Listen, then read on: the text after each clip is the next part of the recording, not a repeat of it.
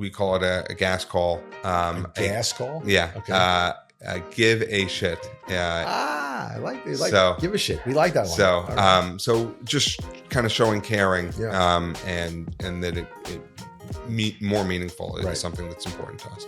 And I think that translates from old to new, just kind of the value set that we have, and caring and being in service of our clients.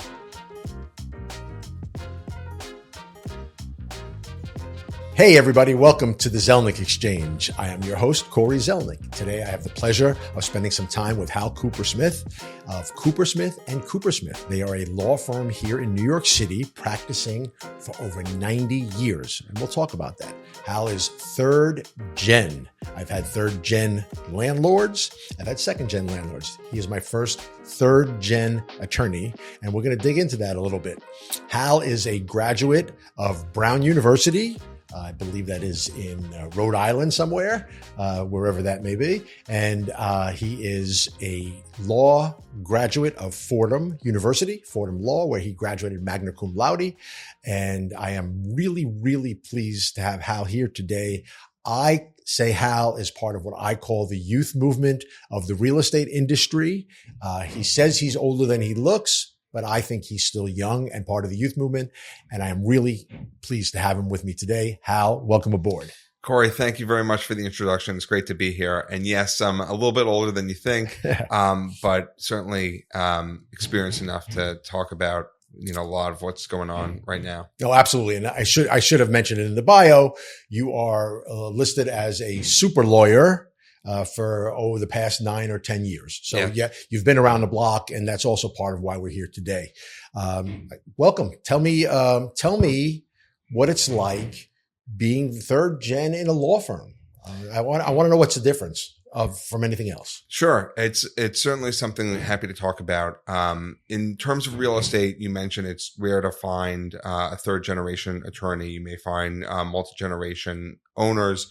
In a law firm, you don't necessarily have a true asset like you would with a building.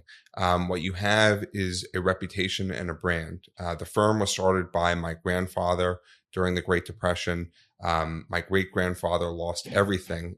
He owned a lot of apple orchards. My grandfather started from a very comfortable home and then graduated on financial aid. And you're a lifelong New Yorker. I'm a lifelong New Yorker. Is that all the generations prior to you, all New York? All New Yorkers. My father's from Brooklyn, Newkirk Avenue. Nice. And where were the orchards? Orchards were upstate. Okay. If there weren't for the Great Depression, I'd probably be a multi-generation landlord too. Okay. Very good. So, I bring up that story kind of in the sense that you don't necessarily have anything. And also, when I talk to people, it's Coopersmiths are certainly a tough breed. Sure. He graduated law school when there was about 25% unemployment. Went out on his own and started the law firm. My father joined my grandfather after graduating Columbia University and rising to become assistant secretary for the New York Federal Reserve. And then I'm fortunate enough, I joined my father in 2012 after graduating law school and get to be the steward of this firm, which is a brand. So right. We have one client who has worked with my grandfather, my father, and me. That's amazing. He started as a messenger, kind of delivering documents to my grandfather. We told the story about him. He basically went to Hong Kong during the import-export boom in the 90s. He didn't have anything that he was doing and just kind of rode the wave there. And so 3 generations of Coopersmiths have been able to work with a client named Victor. And the reason why he wanted to work with my grandfather is that when he was a messenger, he was the only person that would give him the time of day. And I think that's really part of our culture too, that everyone really matters. Sure. What was, and if you don't mind me asking, what is his business?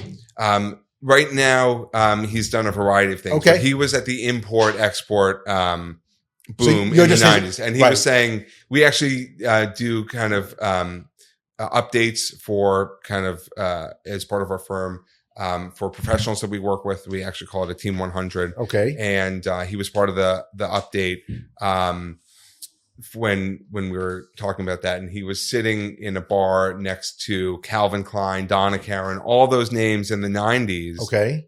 Doing fashion, opening up factories. It was when China was really opening up to the West. Gotcha. So you're his attorney. You're his attorney. Yes, Whatever exactly. he's doing, you're his attorney. That's fabulous. And your grandfather's still around at this point? Grandfather passed away in 1996. Okay. Father is still around. Nice. And it's great to have him in the office. But he was happy to be a sole practitioner, focused on family. He had had and still has some fantastic clients who know him, who love him. But it's a different world these days. And so right now we're focused on building a great firm. All right. That's great. And there are so many aspects that we're going to touch on as it relates to this. But one thing that I think about, and we talked about this pre-tape, you're multi-generational, you're clearly old school, bringing it. And it sounds like, and I know from our other discussions, you bring an old school aspect to what you do, but there's modern things going on. And we talked about data and technology and things like that. Where does that play in? And in what your role is on a day-to-day, whether it's with your clients, whether it's in the firm, I need you to educate me a little bit. And then I'll say, how does your dad adapt to some of that stuff? Sure. So I think what's really nice about our firm and the aspect of being multi-generational is that we have an old world style in the new world. Okay. And what that means in the context of real estate is it's a lot about relationships. It's a lot about working to, particularly on the transactional side, to come to a deal, not to necessarily kill a deal. And there are attorneys and landlords that certainly know my father, know the Sure. firm name. And I think it's also just a way of doing business or practicing law that you're working to collaborate towards a deal that's a little bit not necessarily practice a lot. They just, hey, we're working together to come to resolve this transaction. It could start even at the very beginning to introduce yourself to another attorney that you don't necessarily get. Or what I say, despite all the modern advancements in technology, one of the best piece of technology that we have at our law firm is the telephone. Yes. And we should use that just, hey, what are you thinking here about this, rather than go back and forth with multiple drafts or emails or at the start, right? As opposed to saying, hi, I'm Mr. Smith, counsel for, here are my comments.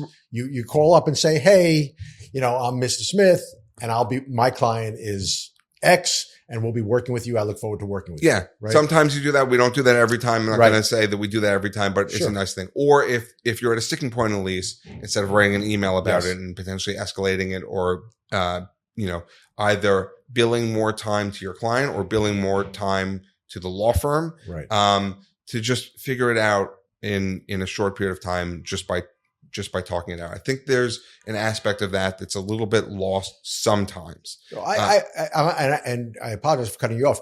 I think it's lost more than you think, because it plays not just in law, it plays in day to day. We see it on the brokerage side, right? You have so much, and I mentioned the youth movement, things like that. But look, it's a young world, and what's happening is all the luxuries of the youth, which is, for all intents and purposes, the phone, they choose to look it up and send a text, or look at something and have a conversation via text or via email. And I say, no. Use that phone for a different purpose. And what I find myself oftentimes doing with some of the younger guys is I say to them, no. This is a call time. This is not a text. This is not an email time. You're at that moment in your transaction where you need to pick up the phone. And so it plays, I think it plays probably across the board in every industry. There's a laziness aspect to it. You talk about billable hours and things like that. I think quite frankly, it's a lazy thing. And it's also a little bit of a fear thing that I see more with the youth, and they have to learn that they're scared to make the hard call, and they think it's better if let me just text them. You got to That pick up the phone and too. make the call. Also, it can depend on the time of day. Certainly, if you get a late email at night, it's easy enough to respond in that moment rather than think about it. Or a text message, you can fire it off right away. But I think waiting a moment to have a phone call, I think is helpful sometimes. Yeah, no, I think it makes it finishes a deal, right? Oftentimes. Or it gets you past the sticking point, or just kind of overall, hey, this is where we're coming from this. So that's kind of the old world that we have. The ability to leverage technology is something that I believe in as well. And I think that combination is really helpful in terms of how we're looking to build our firm, how we're looking to grow. Example of that, certainly AI is a buzzword. Mm-hmm. We use AI to look at a lease and find out when the rent increases are and when, importantly, a security deposit burn down is, and let's say a right of first option, a right of renewal. Actionable things. Actionable items. Right. Even though we have clients that certainly know their business, it's certainly helpful to send them. What we do is we schedule emails and letters years in advance. It's a way of keeping a relationship with the client. They may have an issue that, hey, it's a nagging issue, like a nagging toothache, and you don't necessarily do anything in the moment. But if you talk to a lawyer, your lawyer's reaching out, oh, actually, you know what? I think I might be overcharged on taxes on the tenant side. And hey, why don't we take a look at it? Or, hey, we have more working capital because you let us know about a security deposit burned down. And that's something that's really helpful. That's unique, that we try to do in service of our clients to be a benefit to them. No, that's what I would say is that's tremendous proactivity on your part, right? Because if you're around a lot of companies, the larger companies, they have full departments for that, right? But most companies aren't that large, and there are smaller guys that aren't. They don't have somebody reviewing the lease abstract every 6 months to see where there may be an actionable event. So you become an outsource department for them for all intents and purposes. That's how I see it. We're fortunate enough to work for a large company that has a lot of holdings, and even on small transactions, some things can slip through the cracks. So it's also helpful to, hey, this short-term deal is expiring soon. What do you think about that? And even if you're a large company and you're working on a sublease, that they may not, if they're professional tenants, it's a different animal to be a sub-landlord or a landlord, and that they may not necessarily be equipped for that. Yeah, and I can't imagine they don't appreciate. Even if you call them and say, hey, FYI, and they say, yeah, we're on top of it, they appreciate the fact that you're on top of it just the same, even without them calling you. Caring, and we call it a gas call. A gas call? Yeah. Okay. Give a shit. I like this. Give a shit. We like that one. So just kind of showing caring, and that it more meaningful is something that's important to us. And I think that translates from old to new, just kind of the value set that we have, and caring and being in service of our clients. Nice. So now you're doing all of is the whole firm just a real estate law practice, or do you do other things? Like you talk about this gentleman, Victor, seems to have other things. Are you a law firm? We're focused mostly on real estate. We're a growing law firm. We, certainly ancillary to real estate, there are some other items. There's corporate work. There's some trust and estates, but we're primarily focused as a real estate law firm. And there are ancillary items that come from that. And we do a lot of commercial leasing, which is a pleasure to be here. On the Zelnik Exchange. Yeah, no, that's great. I know we've talked about some retail stuff, and I know you do some office leasing, just the same. And we've gone back and forth on this in general, because I go back and forth on a daily basis, it seems. What are some of the things, and we'll just call it what it is, the good guy guarantee, right? It's a provision that seems to show up everywhere. And it seems to be one of those provisions that's talked about a lot because, like a lot of things, has so much room for interpretation and there's so much room for approach to it. How have you seen it? How have you handled it? What are some of your approaches? Maybe you could share on a particular transaction without naming names, how you played that. But good guy guarantee for the people that are watching this is huge. Right. It's incredibly important. And there's a lot of confusion around the good guy guarantee. Okay. I'm going to stop you for 1 second. Let's define it just in case. And then let's go through it. Okay. So the good guy guarantee is if you're not a creditworthy tenant, let's say an Apple or an Amazon, where there's or a public company where there's substantial assets behind the company, could be small to medium-sized company. Even for retail, one of the things that's unique and I think important to structure is to do single-purpose entities. Sure. So that even if you're a large company, you may have a single-purpose entity and need a guarantee from the larger holding company. And the important part of that is to add more flexibility to a lease structure from the tenant side. So guarantee is important, small, medium, or large. Right. And the purpose of the guarantee is generally the good guy is to have an individual who's guaranteeing payment of rent for the most part. You'll see an item to jump into the weeds a lot. The word performance is something that we hate to see as lawyers. So if you see the word performance, if it's not a corporation that's behind it, if it's an individual, you want that word kind of out. But the main purpose of it is to ensure that the tenant entity, whatever it might be, fulfills certain obligations under the lease. That's the basic. Right. Let me know if you need further.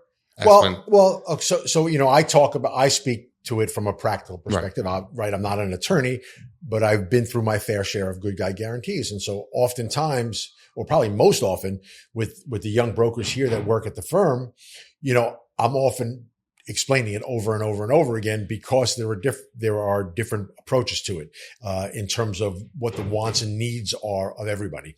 Sure, at its core, not performance, but basically the tenant does what they're supposed to do under the lease. Right. Right. They pay their rent on time. They pay their taxes. They pay their bills. They operate their business, things like that. And that allows everybody to live sort of happy. But the good guy guarantee, and I don't know, maybe one day I'll find a project or I'll give you a homework assignment when it really actually came into play, because I remember very early on in my career, it was like everyone started talking about it like it just came out of left field. And it's a great clause, and it's set up to be a great clause for both sides if everybody appreciates it and understands it, right? Good guy. Everybody does what they're supposed to do, right? It gives a tenant an exit strategy, quite frankly, and it gives landlord his space back. Because for so many years, the court system never, was so onerous and so in favor of the tenant that part of the issue was that landlords couldn't get their spaces back, right? A tenant stops paying rent, they're defaulting, takes 6 months to get into court, go to court, they owe $50,000, the tenant writes a check for $1,000, then the cycle starts all over again. I may be being a little dramatic, but essentially that's what it was. And there was an organization here in New York City that controlled a ton of property, and they're still in existence. It's called the Reese Organization. And I don't know if they can get full credit for inventing this clause, but they were owner operators.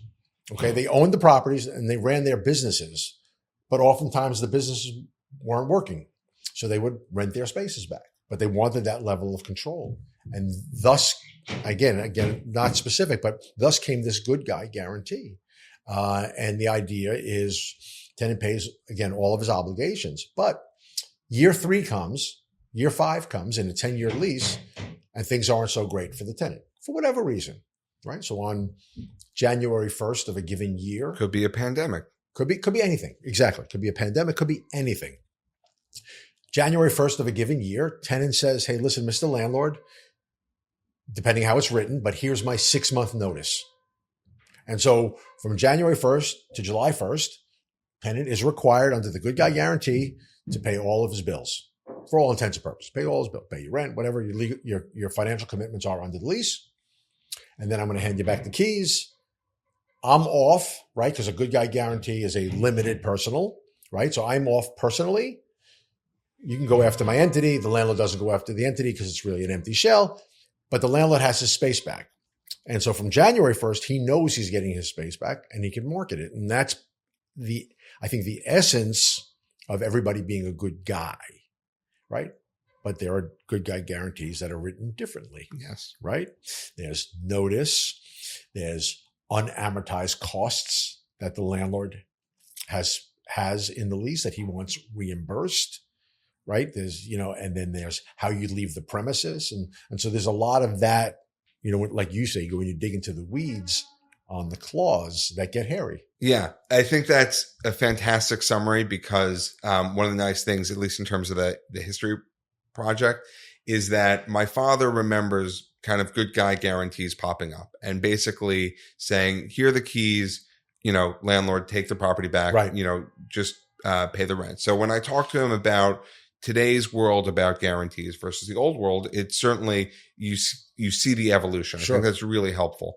The first thing to pop up, as you mentioned, is notice, the timeline to before a guarantor is released from the guarantee. Could be 3 months, 6 months, a year, whatever it might be. Then there's the additional costs that you mentioned, that those could potentially be an unamortized cost, what the landlord is looking for. Beyond that, sometimes you'll see that the guarantor can't exercise the good guy guarantee for a certain period of time. Right. 2 years, 3 years, whatever it might be, for the landlord to get a flow of rent for a certain period of time. That all those things started to creep in. We talked about, performance. That was not the original intent of the good guy guarantee, but it's kind of the new world now. On top of that, I think it's important to note, and certainly we like to talk about a lot, is that there was a recent case coming out of the pandemic. It was in the Channon building where the court found that the definition of the surrender, which was on the definition of surrender under the lease, which required the landlord's consent, they did not release the guarantor. So it makes sense. Hey, for a tenant to be released, you need the consent of the landlord. I'm a tenant. You're the landlord. You want to leave, needs the landlord's consent. Okay. But that definition was incorporated into the guarantee, and the court found there was not a surrender, even though the guy left the premises, gave the keys back, paid all the rent, didn't actually surrender because it required the landlord's consent. Right. So what I say is what's in the guarantee can and will be used against you. Yeah. And it's really important to understand what's in that guarantee because, when you're in the course of business,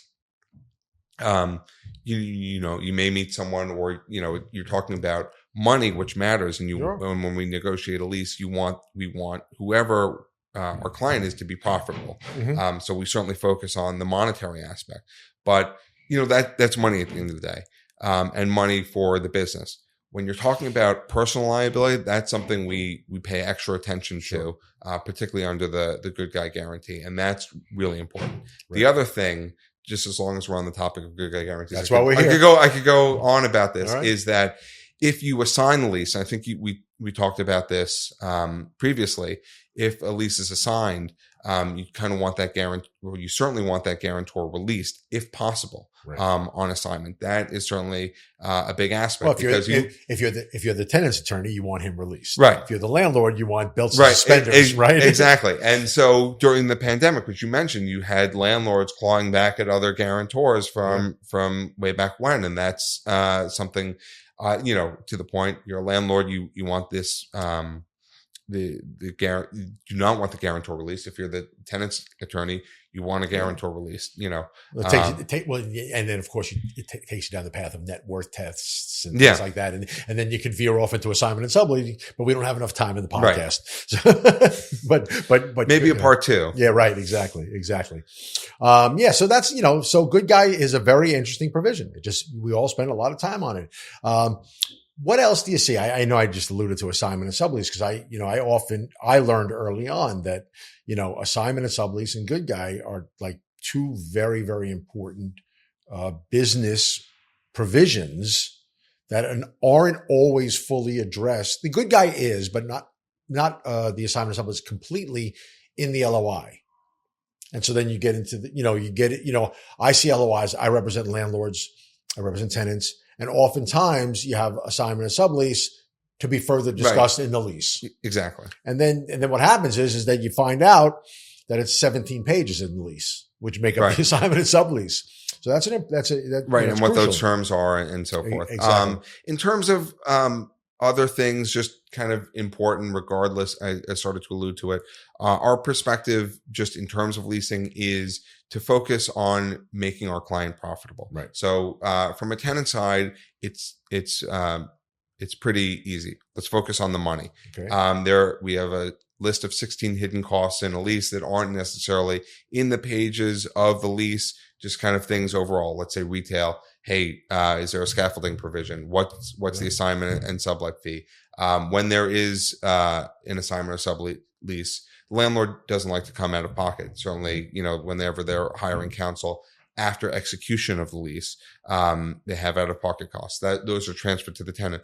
What are those costs going to be? Mm-hmm. Certainly, when you are negotiating a lease from the outset, there's signage, there's particularly architectural plans. Are those review costs built into the cost of the deal? You try to find that, from the outset to include those as part of the cost of the deal for the landlord who's already incentivized to do that. And what that also offers is, if you have approval for that, or just kind of a general sense of it, is speed. Gets the tenant up and running quickly. Same thing, on the landlord side, you want speed. Time is the enemy of transactions. Mm-hmm. And, every day that a lease is out on the landlord side, that landlord isn't making any money. Yeah, no, it's right. In the end of the day, it's all about the money. I know, like on plans and fees and things. I know oftentimes from a tenant, a lease draft will come out and say, tenant responsible for $1,500 or $15,000, whatever. And what I've been successful at, for the most part, is that we put a fee in there with some sort of cap, but on the second turn. Right. So on initial plans, don't charge me for initial plans. We're all in this together, right? Here's my initial plans.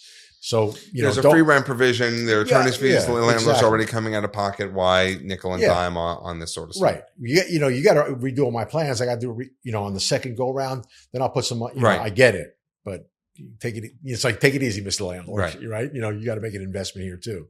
So, yeah. So, tell me anything else that, maybe I haven't thought of. I don't want to say I've seen everything, but what other provision jumps out at you that you may forewarn, one, the mom and pop tenant that you represent, single purpose entity, whatever, and then one that you may warn the corporate tenant about that you may or may not see, or maybe they don't focus on. Right. Condition of the space. Okay. Just overall, one, delivery of it, when that's going to happen, if it's under construction, the time for delivery, what is being included in delivery, the work letter, and then also who's responsible if something breaks down. Major systems, HVAC is a big one. How is that getting replaced? Who's responsible for foundation, structural stuff. Sure. Usually the landlord, just kind of overall, and then hey, there's something beyond that. Maybe it's scaffolding in the future. When would that be? If it's a retail store, you certainly don't want it, if possible, within the first year. So I'll give you some scaffolding experience. Okay. And this, again, a little historic, and I certainly don't want to say that but I was part of a group that I think we were pretty close to practically inventing the scaffold provision here in New York City, because at a time we were doing all of Dwayne Reed's work. Okay. And at any given time, Dwayne Reed, any day of the week, had 20 to 25% of their stores under scaffolding. So a new CEO had stepped in, new counsel. We talked it through. We had to figure this thing out. And we put out and again, I don't want to, I'm not personally, but the team just said, hey, this has got to be different. And we came up with this provision that basically said, scaffolding must be, if it has to be put up because of local law 11 or whatever the case may be, must be double height. Number one, Has to be double height. You can't take away all of my signs, all that stuff. You, Mr. Landlord, have to put up signage on the scaffolding on my behalf. And then, of course, you had to avoid certain dates, except for, again, local law or emergencies. Like you can't put scaffolding up the first, 3 months that I'm open for business. You can't. I'm opening my doors. This is when I'm planning on opening. You can't put it up. You can't be any excuse other than an emergency or local law that you put that up. And if in fact you do put the scaffolding up in those first months, then we can talk a rebate. Rebate. Everybody likes to think that you could just walk into, and I say this town, right, in the city, the tenant that comes from another state or wherever just says, hey, you're putting up scaffolding, I'm going at half rent. And I think you know this. Most landlords will tell you to go fuck yourself, right? Let's talk candidly. Yeah. Let's talk about it. Let's understand what's going on. But yeah, scaffolding is a huge, huge thing. I mean, you're at street level. And now I have seen, because, I do some landlord rep work. I have seen proposals come in for some of my properties now where the tenant rep in their LOI talks about, what's it, the umbrella group? The group, Urban Umbrella. I forgot the name. So where they require you that if scaffolding is necessary, you must use Urban Umbrella. Right. Okay. And then all of a sudden it's a business issue for the landlord because there's a cost that comes to that. And so it just this add on and it's all these things. They're all important. It's all economic. And I just find that, and this is where I think lawyers love it. I say it respectfully. The leases just keep getting thicker and thicker and thicker. Right. Just like the good guy guarantee evolved, the lease also evolved. What's nice about scaffolding just overall is, Mayor Adams just passed the Get Sheds Down initiative, which changed the height of scaffolding, the lighting requirement of scaffolding, the color of scaffolding. We have a client alert about that. And and the timeline for scaffolding that I believe it's 90 days and then you get an automatic 90-day renewal. But after that, we have a whole, don't just take my word for it. We have a whole alert about it that summarizes the law on our blog. But that it is, even if there isn't a protection in a lease, that there's certainly more protection under the law for scaffolding. And certainly you've seen buildings historically with a lot of scaffolding on them. It's certainly tough for retail, even if you live in the building or work in the building, you're looking at the scaffolding. And then, whenever it comes down, you're like, wow, it's a breath of fresh air. But now the law makes it a lot easier, to remove, to force scaffolding to come down. And it's good. It's good now that you point to something because that it's a starting point for the discussion as opposed to now two lawyers are just going to duke it out over what's right. And quite frankly, forget the refreshing part. Some of the scaffolding's up for so long. Okay. I swear to God, I think it's a new building. When it comes down, it's like, oh wow, someone just built a building here. Right. That's how long some of this stuff has been up. I mean, you can go through the city. They have scaffolding things they point to that have been up for like 20 years. Absolutely. It does cost a fortune. It costs a fortune, and it just makes it a nicer city when there's less scaffolding around. Nicer for retail, which is your business, and just more vibrant. Sure. And again, not to play devil's advocate from the other side. There are situations I know that you don't see it as much in Midtown because it's bigger landlords, bigger time land. But you deal with a co-op. They don't have the funds to take it down and put it up every 5 years. They can only charge, because their board, their tenants all have to pay for that. And so some of them, that's why they stay up because they don't want to take it down to put it back up again. And that's one of the nice things about the update to the law is that it extended the cycle for local law 11. Oh, did they? It did. See that? We learned something, Steph. We learned something else today. Local law 11, gas. We'll send you that client alert about. So it's a nice thing as well that the time and certainly because the history behind it is because someone died from a brick falling off of a building tragically. Well, the initial start, right over here, Harry Macklow's building. Yeah, it was right over here, 54th and Madison. That's where the brick fell, and that's what started it. Right. And so there's 510 Madison. Great piece of history. So the nice thing about it is it extended the timeline, but part of the law is that it doesn't relax the safety precautions as much. Just there's still compliance aspects of it, but will lead to less scaffolding. Great. Any things you could talk about that you're seeing that are unusual or appear to be new to you? Again, I mean, I semi tongue in cheek about the youth movement and all that stuff, but you're doing this. You're doing this now for 10, 12 years. What changes are you seeing? Not just a provision, but are you seeing anything different in terms of approach to deals, mindset wise, from a landlord or a tenant side?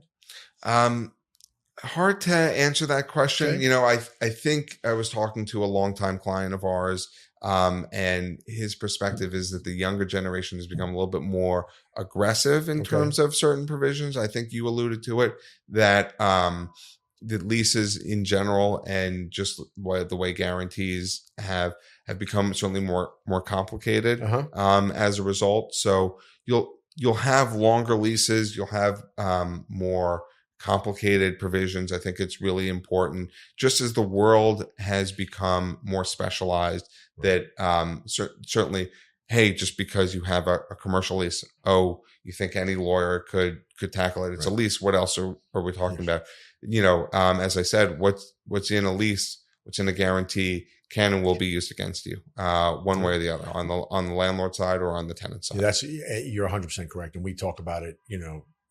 Not jokingly, but our nightmare day to day on the brokerage side, especially when you represent a landlord in a space, is when the residential broker comes. Hey, you almost want to advise that tenant to get themselves a commercial broker. Where it's not about not wanting to pay a fee to another broker, but you have a resi broker who comes in and they don't know anything. They don't know the basics. They just think that it's $10,000 a month. I'll write you an offer for $9,500 and we'll make a deal. Right. They have nowhere near the nuance. And so it's a little bit of that. You just can't just grab anybody. Real estate, although they license us with the same license, it's the specialties are very, very different. What's your percentage of real estate taxes? What's your percentage of common area maintenance? What goes into common area maintenance? Those sorts of things. And it's funny, and just as an aside, when you don't necessarily know it's a resi, you may not know it's a resi broker out of the gate. You know it after you read their initial email, after they ask you the size and the rent. Their next thing is, are you paying a fee? All they want to know about is the fee. If you're dealing with a commercial broker, they know that at a bare minimum, you're certainly co-broking your deal. But if you bring me, Chase Bank, I'll probably pay you a full fee, kind of thing. But yeah, I see that. And I think that you're right. If a tenant just goes to any lawyer because it says ESQ on his card, he's a fool, because there's so much to it. So, as we, close out our discussion here, and it's been great and I really appreciate it. How do you see the market? Well, it's certainly active right now, which is really nice, and really nice for New York City. Right. Certainly coming out of the pandemic, it was a struggle. Initially in the pandemic, you didn't have a lot of visibility. So it was a lot of short-term, either extensions or modifications, whatever that might be. People also didn't know what an office is. Which is kind of a weird thing to say. Like, do we need an office? Right. What is the purpose of our office? If we've just been working from home for 1, 2, or 3 years, what do we need this large expense on our income statement for? Which shows, if you're a public company, as a long-term liability, which may make your company a little less marketable. Sure. So sometimes if a company is looking to be sold, they'll want to do a shorter term lease because it doesn't show it as a liability. But people were thinking about, what is the purpose of an office? I think that question's been solved. I think the interest rate question has been solved for the most part, as that was a big transition. So it's certainly been active, and it's really nice to see the office market understanding, hey, what's the environment of New York City? People aren't saying New York City's dead anymore. It's kind of in hindsight, hey, New York City's dead. That's kind of a joke, Sure. Even though that was certainly something debated during the pandemic. So it's really nice as a lifelong New Yorker, proponent of the city, to really see New York vibrant, understood, and kind of a foundation for growth. Absolutely. That's the perfect way to finish. Hal Coopersmith, Generation 3 at Coopersmith and Coopersmith. Keep it going. I look forward to our future conversations. And I have one request of you. I want to meet your dad soon. Absolutely. Thank you very much for having me, Cory. Love it.